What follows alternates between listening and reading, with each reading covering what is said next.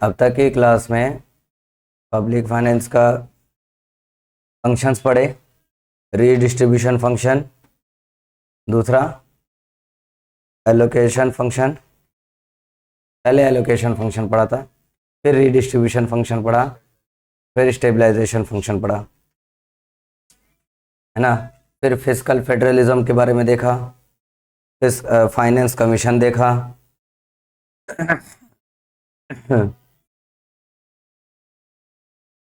अब आगे बढ़ते हैं।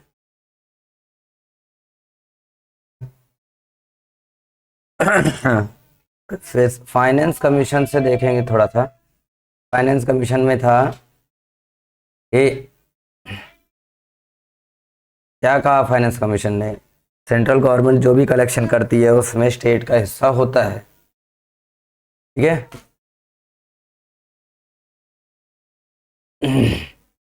ठीक है। अब सेंट्रल गवर्नमेंट का या किसी भी गवर्नमेंट का अपना रेवेन्यू का मेन सोर्स क्या है?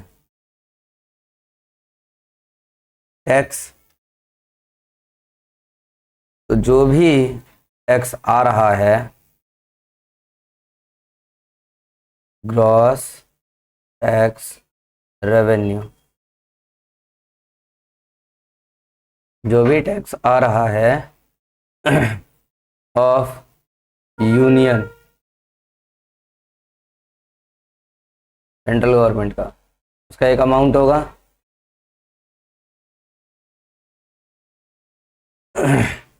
उसका एक अमाउंट होगा। अब इसमें से वो अमाउंट जो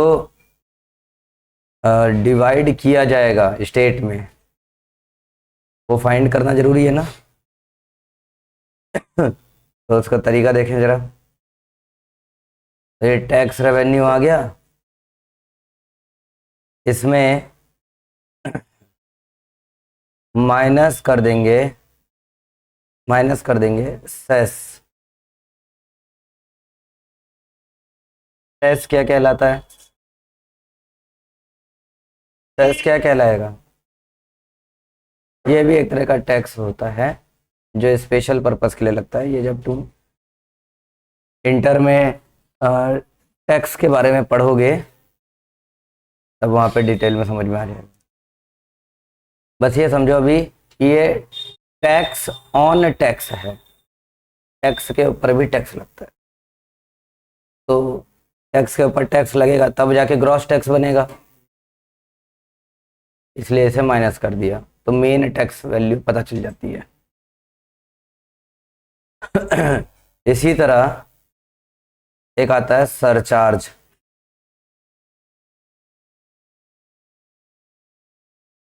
इसे भी माइनस कर दो क्योंकि ये भी टैक्स ऑन टैक्स है, अमीर लोग देते हैं ये।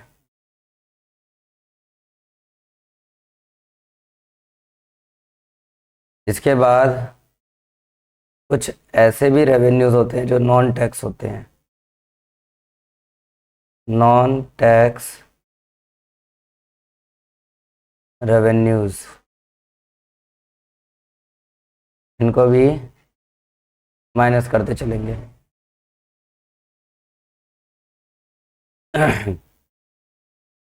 तब जो फाइनल आंसर आएगा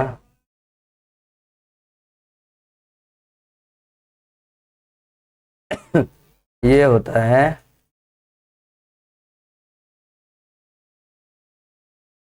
नेट डिविजिबल पूल, NDP। किताब दो जरा।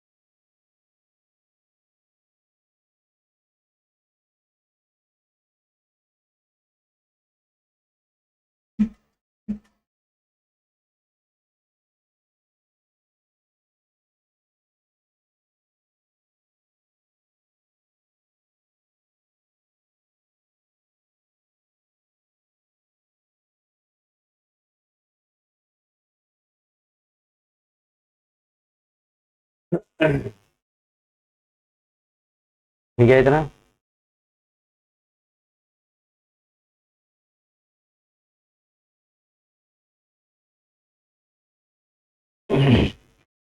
अब ये जो एनडीपी आया है यही वो अमाउंट है जो बांटा जा सकता है।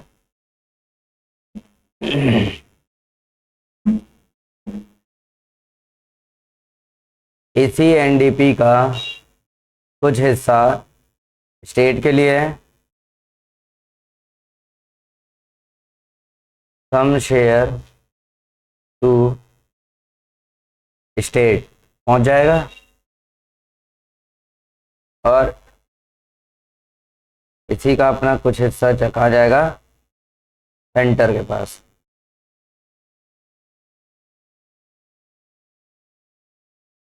Remaining share to centre.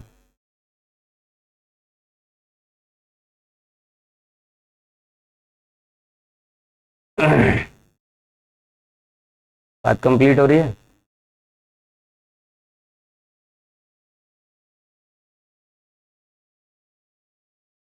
Tax revenue में कई तरह के बातें हैं, कई तरह के टैक्स हैं, जिसमें एक अच्छा खासा नाम जो चर्चित नाम है वो है जीएसटी, है ना।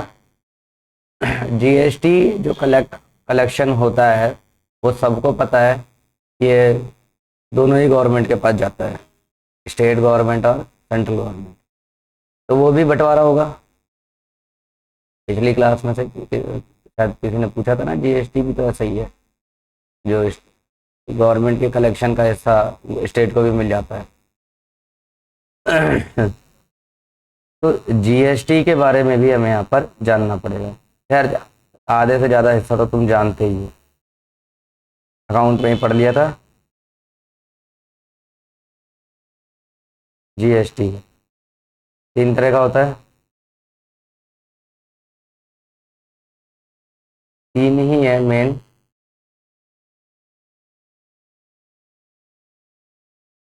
CGST, SGST, IGST. आईजीएसटी की full form integrated goods and service tax.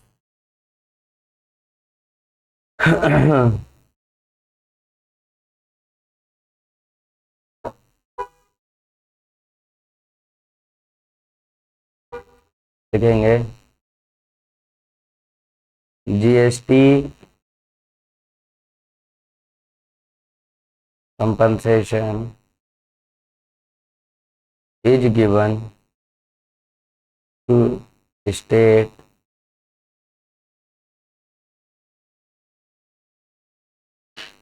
to compensate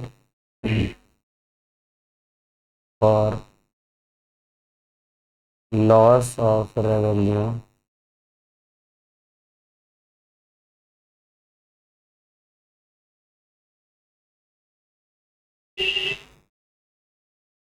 due to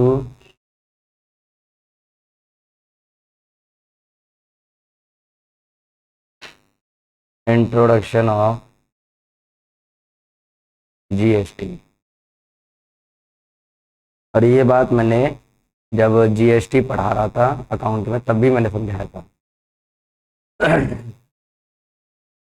हुआ क्या था, जीएसटी के आने से पहले तमाम सारे एक्ट चल रहे थे, हैं, सेल्स टैक्स, वैट और सर्विस टैक्स, है ना, बहुत सारी चीज़ें ऐसे चल रही थी अलग अलग, जो स्टेट वाइज चल रहा था। हर स्टेट का अलग अलग है। तो हर स्टेट अपने हिसाब से लगा रहा है उस पर टैक्स वगैरह, अपने हिसाब से लगा रहा है, अपने हिसाब से कमा रहा है। तो हर गवर्नमेंट अपने हिसाब से कमा रही है ना पैसा, सब ठीक ठाक चल रहा था। अचानक जीएसटी आ गया, सारे अधिकार सेंट्रल गवर्नमेंट के हाथ में आ गए, तो फिर बाकी को तो दिक्कत हुई ना। हमारी जो कमाई है वो छिन गई, हर सरकार ये कंप्लेंट। तो जीएसटी में इस तरह के प्रावधान डाल दिए गए जिससे कि स्टेट गवर्नमेंट को जीएसटी के आने से जो नुकसान हुआ है उसका कंपनसेशन उन्हें मिलता रहेगा। समझे? जीएसटी का कंट्रोल पूरा सेंट्रल गवर्नमेंट के हाथ में रहेगा, लेकिन स्टेट गवर्नमेंट को उनका कंपनसेशन मिलता रहेगा। इसलिए एसजीएसटी नाम का पॉइंट आ गया। तो अब क्या हुआ कि 18% अगर जीएसटी लगना है तो 9% सेंट्रल के हाथ में, 9% स्टेट के हाथ। आईजीएसटी सारा सेंट्रल गवर्नमेंट के हाथ में जाता है। अब उसमें भी कभी अगर किसी को जरूरत पड़ी है, स्टेट को जरूरत पड़ गई अगर पैसों की, तो सेंट्रल गवर्नमेंट देगी, कंपनसेट करेगी। ठीक है?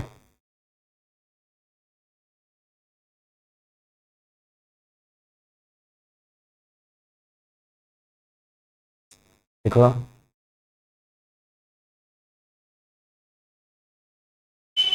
इन मई 2022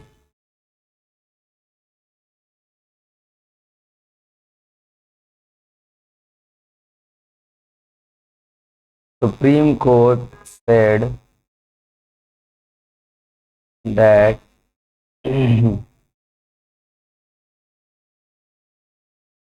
union and state government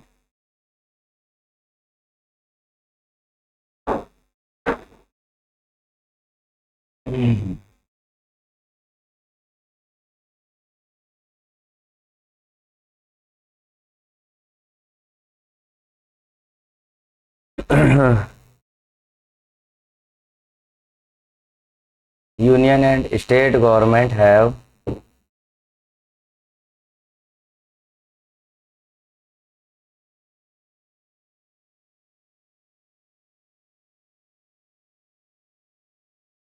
equal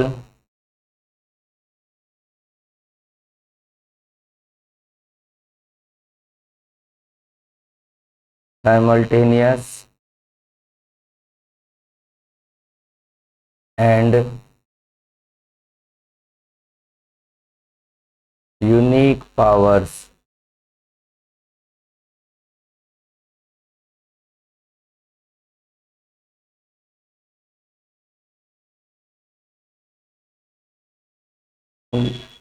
make laws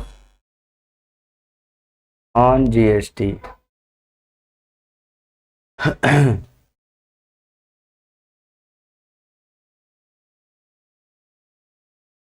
2022 मई में सुप्रीम कोर्ट ने ये ऑर्डर दे दिया कि कंपनसेशन वाली बात अब छोड़ो,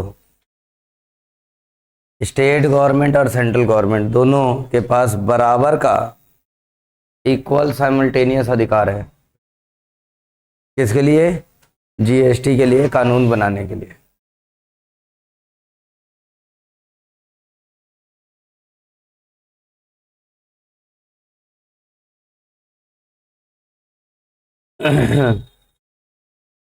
and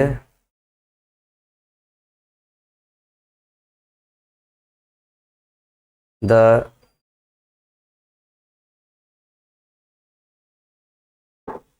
recommendations of the GST Council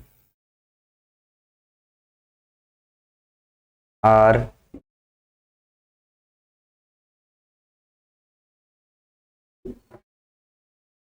not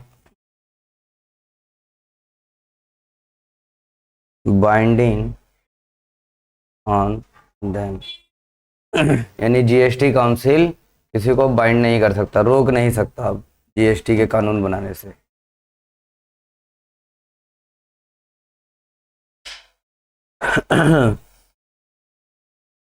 ठीक है?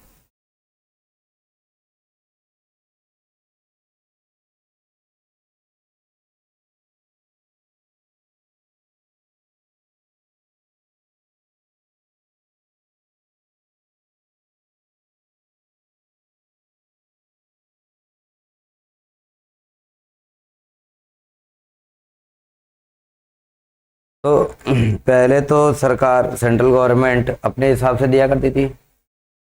अब सुप्रीम कोर्ट ने ऑर्डर दे दिया कि अपने खुद के भी नियम जो है रख सकती है स्टेट गवर्नमेंट। तो अब हुआ क्या,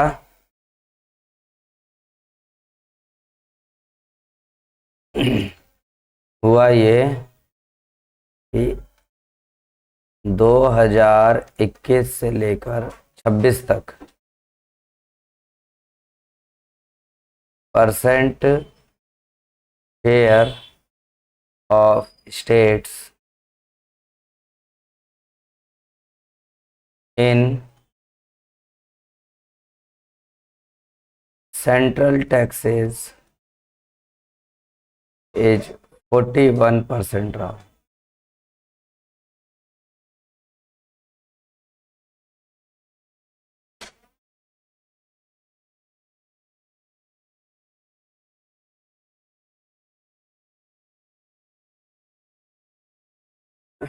फोर्टी वन परसेंट जो है परसेंट शेयर रहा सेंट्रल टैक्स में, यानी इतना हिस्सा स्टेट गवर्नमेंट ले सकती है।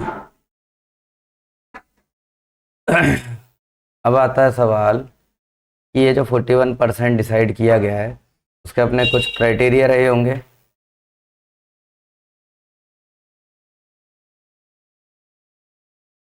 लिखें criteria for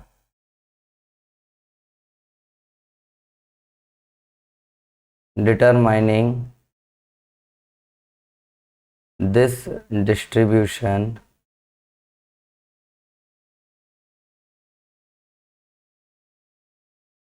includes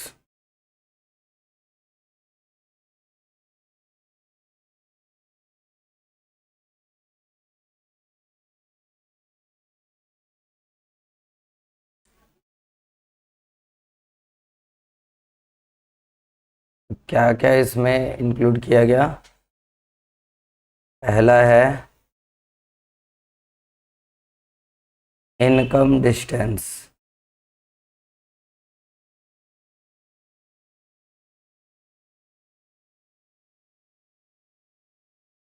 income distance that is the distance of a state's income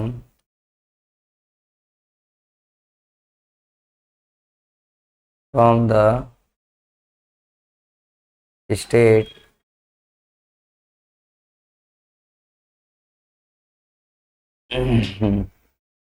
with the highest income। मतलब जो स्टेट इनकम के मामले में एकदम पिछड़ रहा है उसके पास इनकम पहले पहुंचनी चाहिए, वो ज़्यादा अधिकार रखता है सेंट्रल गवर्नमेंट की इनकम में। समझ में आ रहा है।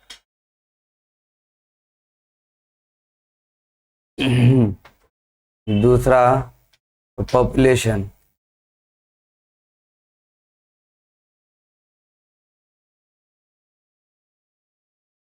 पॉपुलेशन देखी जाएगी 2011 के अकॉर्डिंग, क्योंकि उसके बाद तो जनगणना हुई नहीं है, जनगणना नहीं हुई है तो इसलिए हमारे पास एग्जैक्ट फिगर नहीं मिलेगा। 2021 में होना था तो हुआ नहीं, वो कोरोना नाम का एक कुछ दिक्कत चल रही थी।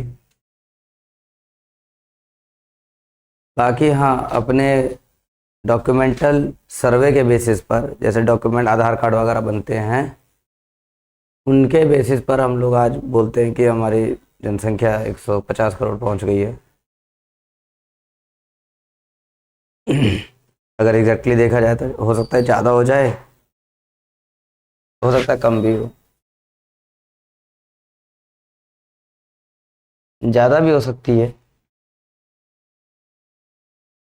वही तो, कई लोग होते हैं ना मर गए होते हैं लेकिन उनका आधार कार्ड कैंसिल नहीं करवाया होता है, मृत्यु जो कौन सा वो सर्टिफिकेट मिलता है डेथ सर्टिफिकेट, वो इशू नहीं करवाते हैं। तो जब तक डेथ सर्टिफिकेट इशू नहीं होगा सरकारी दस्तावेजों में से उस पर्सन का नाम डिलीट नहीं होगा। काफ़ी लोग ऐसे हैं, तो उनकी गिनती के हिसाब से हमारी जनसंख्या में भी उससे ज़्यादा हो या उससे कम हो, लेकिन यहाँ जो बात की जा रही है पॉपुलेशन की वो 2011 के अकॉर्डिंग है। तो जहाँ पॉपुलेशन ज़्यादा है वहाँ ज़्यादा इनकम पहुँचनी चाहिए। ये इसके बाद एरिया, एरिया के बेस पे भी स्टेट का सेंट्रल गवर्नमेंट की इनकम में अधिकार बन जाता है। देन हाँ, डेमोग्राफिक परफॉर्मेंस,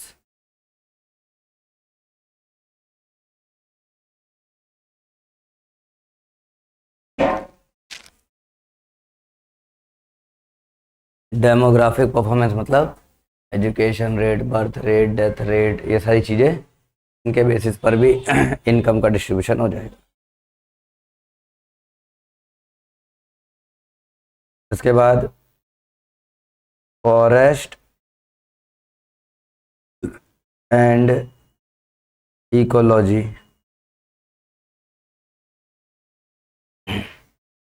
मतलब प्राकृतिक प्रकृति के हिसाब से गांव देहात ज़्यादा थोड़ा प्रकृति से कनेक्टेड है, उनको उस हिसाब से इनकम का डिस्ट्रीब्यूशन होगा।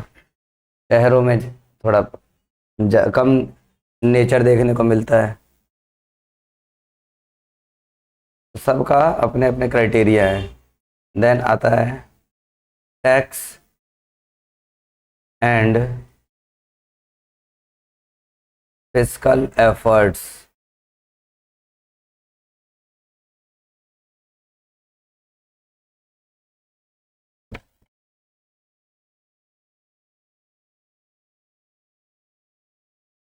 टैक्स एंड फिस्कल एफर्ट्स, खैर इन सब क्राइटेरिया, जैसे कोई स्टेट के पास टैक्स कम आ रहा है, फिस्कल एफर्ट नहीं है ज़्यादा, तो वो यहाँ पर डालेगा अर्जी कि भाई हमें भी तो थोड़ा सोचो हमारे बारे में। वो अर्जी क्या डालेगा, वो उसके लिए सोचना पड़ेगा।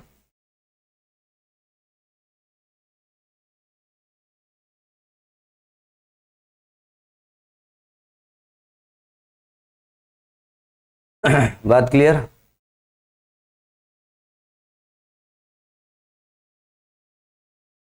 हाँ,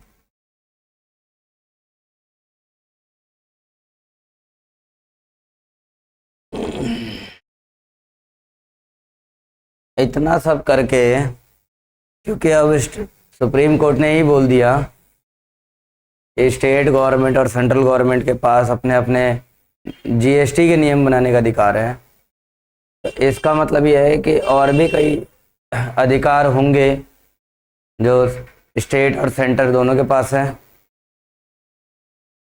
होंगे ना। अधिकार है तो रिस्पॉन्सिबिलिटियां भी तो होंगी, पड़ा होगा ना। अगर अथॉरिटी है तो रिस्पॉन्सिबिलिटी भी रहेगी। तो अब देखा जाए रिस्पॉन्सिबिलिटीज़ के बारे में।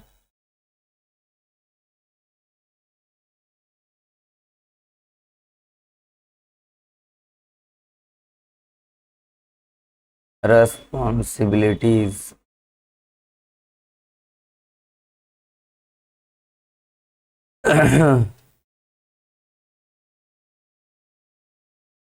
रिस्पॉन्सिबिलिटीज में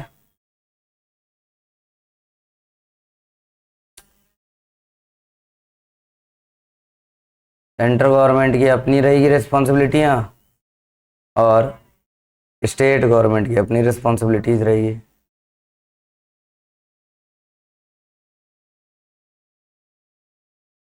सेंट्रल गवर्नमेंट की क्या है रिस्पॉन्सिबिलिटी? डिफेंस पे ध्यान दे, है ना।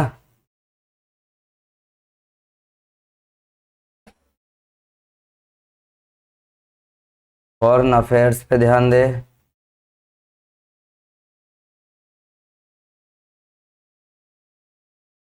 फॉरेन ट्रेड पर ध्यान दे,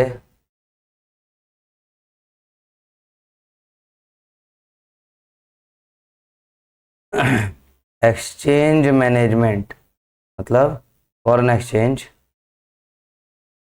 एक्सचेंज मैनेजमेंट पर ध्यान दे।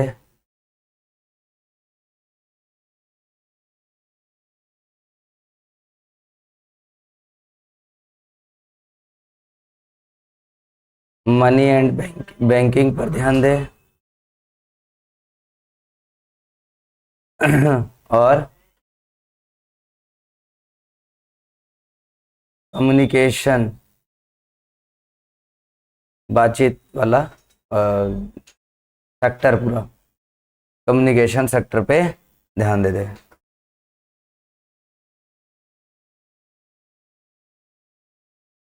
Then cross state transport,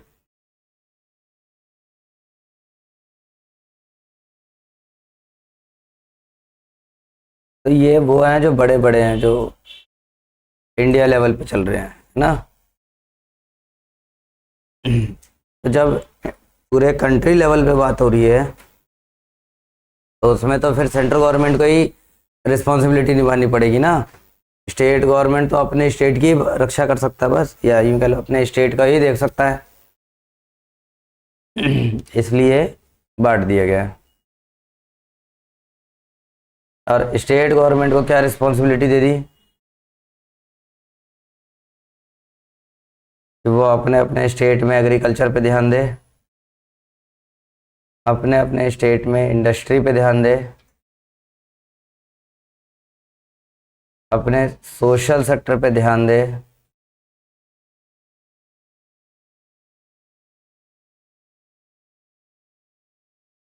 social sector services हैं। सोशल सेक्टर सर्विसेज जैसे एजुकेशन, हेल्थ, और हाँ,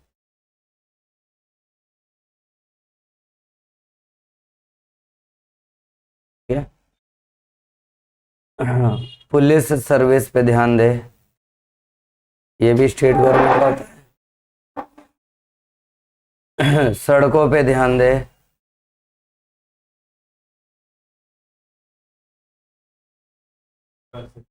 इंफ्रास्ट्रक्चर पे ध्यान दे,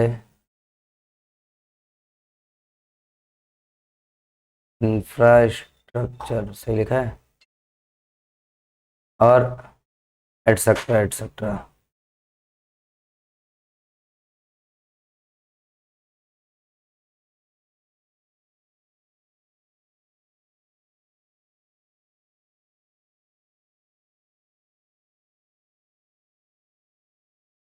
स्टेट के नीचे भी कोई आता है, देखो, सेंटर, सेंटर के बाद स्टेट, और स्टेट के बाद लोकल बॉडीज आती है ना, उनकी भी अपनी कुछ रिस्पॉन्सिबिलिटी बनेंगी।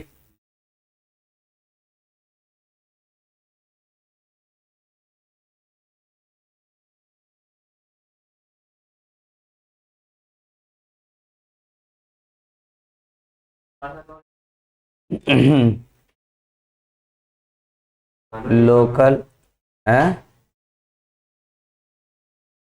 नहीं वो इनकी रिस्पॉन्सिबिलिटी नहीं है, वो इनकी अथॉरिटी है। लोकल सेल्फ गवर्नमेंट है,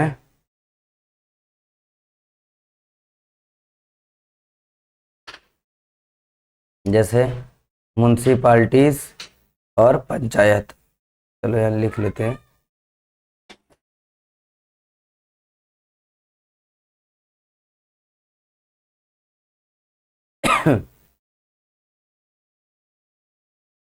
म्युनिसिपालिटीज एंड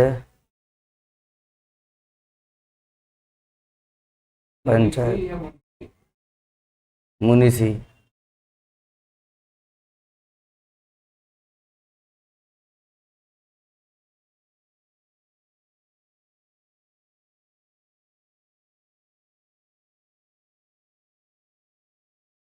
इनकी क्या रिस्पॉन्सिबिलिटी है?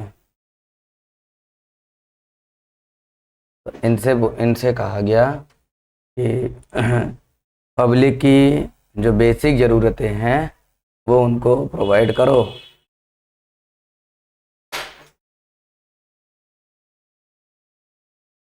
Public utility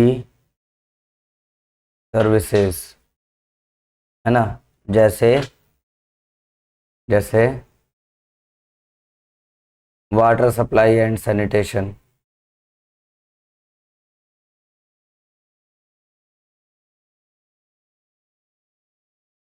water supply and sanitation, local road banana, local मतलब गली मोहल्ले के रोड बनाओ, और इलेक्ट्रिसिटी प्रोवाइड करो।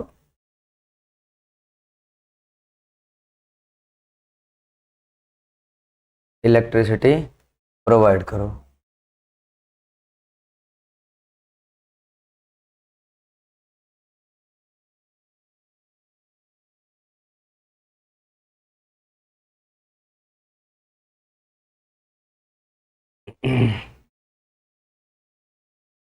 बात क्लियर? फिर आता है कि कुछ ऐसे काम जो कंकरेंट लिस्ट में है, मिला जुला के करने वाले, वो किसके अंडर में आएगा? वो सारे रिस्पॉन्सिबिलिटियाँ जो कंकरेंट लिस्ट में आती हैं वो किसके अंडर में रहेगा? वो स्टेट और सेंट्रल दोनों के मिली जुली भगत रहेगी। हम्म। तो सर की बात मानी जाती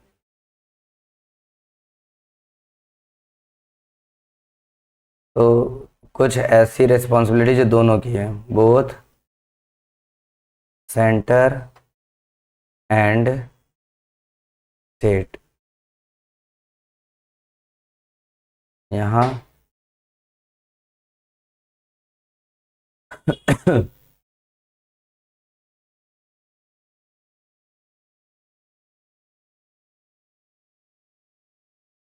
आइटम्स फॉल इन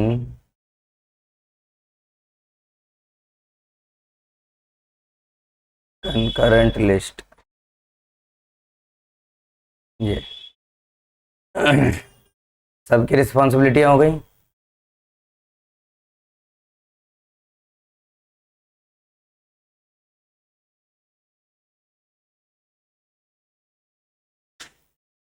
आगे बढ़े।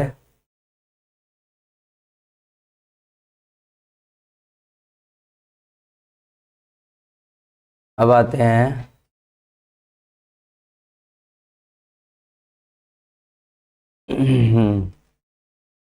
रिस्पॉन्सिबिलिटी वगैरह सब कुछ हो गया, लास्ट बचता है बोरोइंग्स को लेके।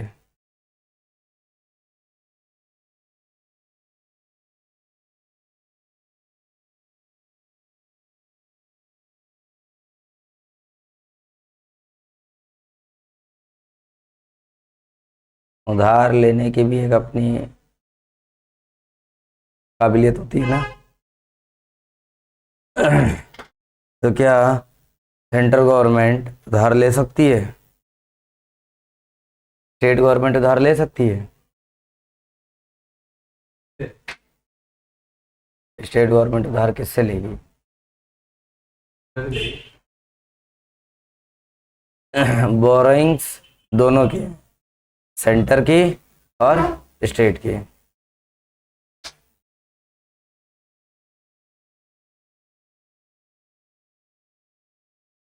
बोरोइंग्स बाय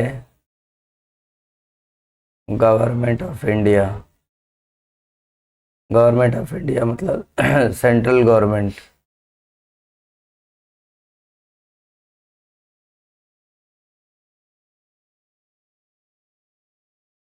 इसके बारे में बताया गया है आर्टिकल 292 में। आर्टिकल 292।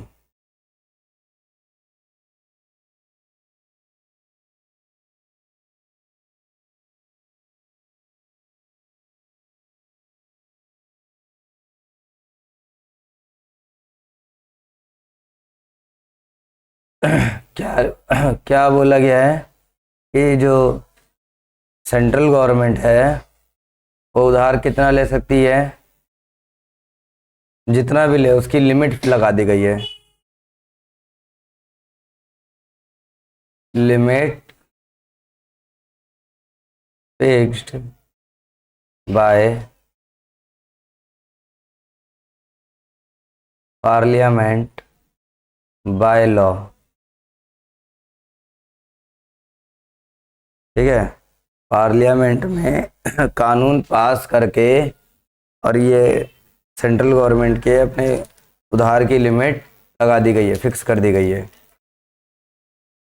अलग अलग होती है। और साथ में कुछ सिक्योरिटीज की भी बात बोली गई है।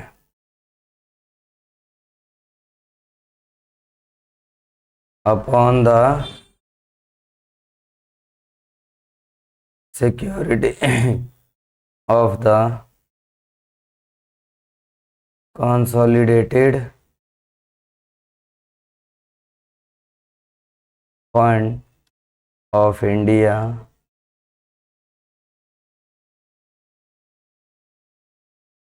ठीक है, security of consolidated fund of India, India का जो अपना फंड है उसके ऊपर, मतलब जितना भी उधार लिया जा रहा है उसके बदले कुछ सिक्योरिटी रखनी पड़ती है। और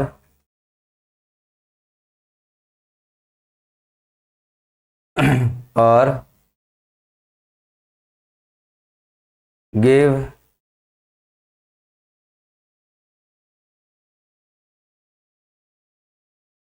guarantee within such limits if any।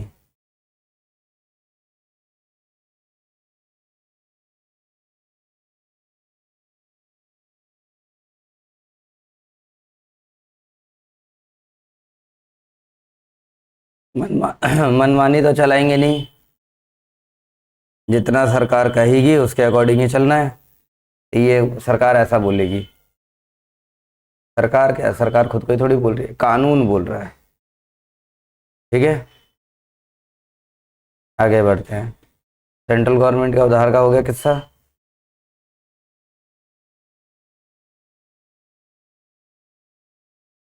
अब स्टेट गवर्नमेंट,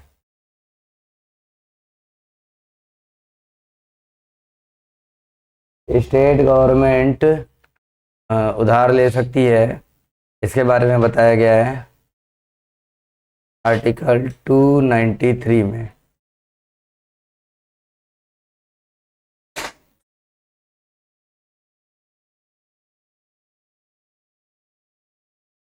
तो स्टेट गवर्नमेंट कितना क्या कर सकती है, उधार ले सकती है। कहाँ से उधार ले सकती है, मतलब कहाँ बैठ के उधार ले सकती है, तो with in the territory of India, India की अपनी टेरिटरी में बैठ के उधार ले सकते हैं।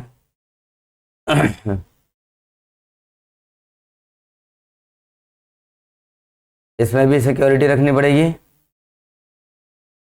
अपॉन द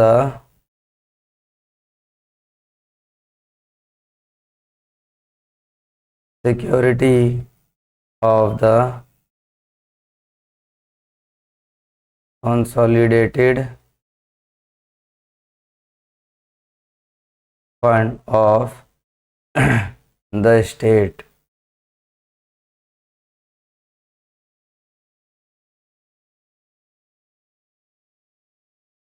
इसमें भी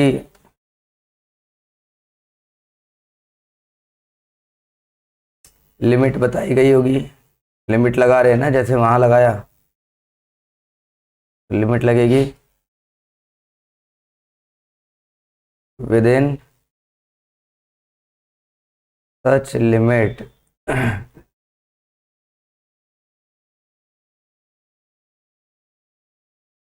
if any as may from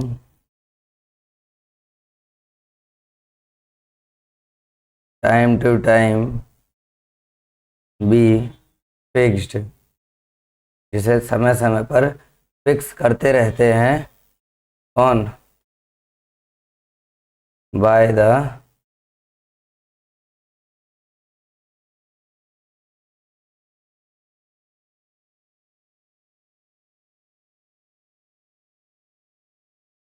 legislature of such state by law।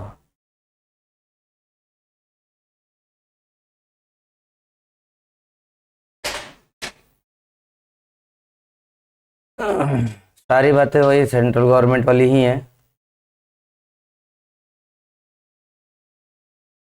और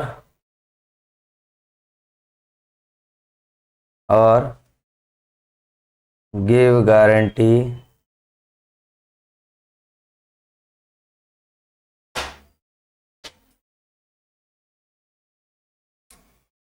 within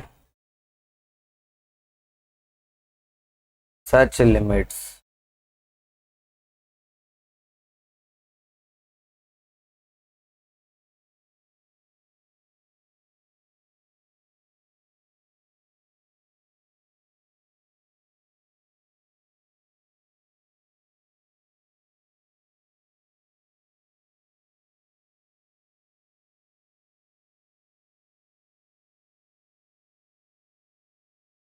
बस लास्ट में बस इतना है कि सेंटर गवर्नमेंट स्टेट गवर्नमेंट को उधार दे सकता है within such limit as may be prescribed under the article of 292, क्योंकि सेंट्रल गवर्नमेंट के लिए तो 292 ही है ना।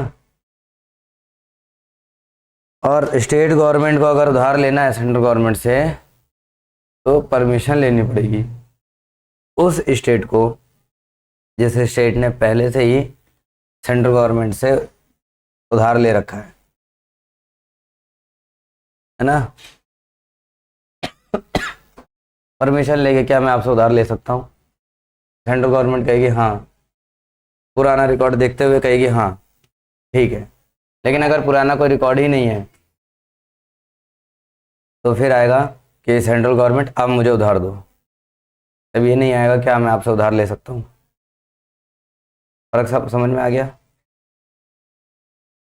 हाँ तो यहाँ पर तुम्हारा पहला यूनिट क्या के समाप्त होता है।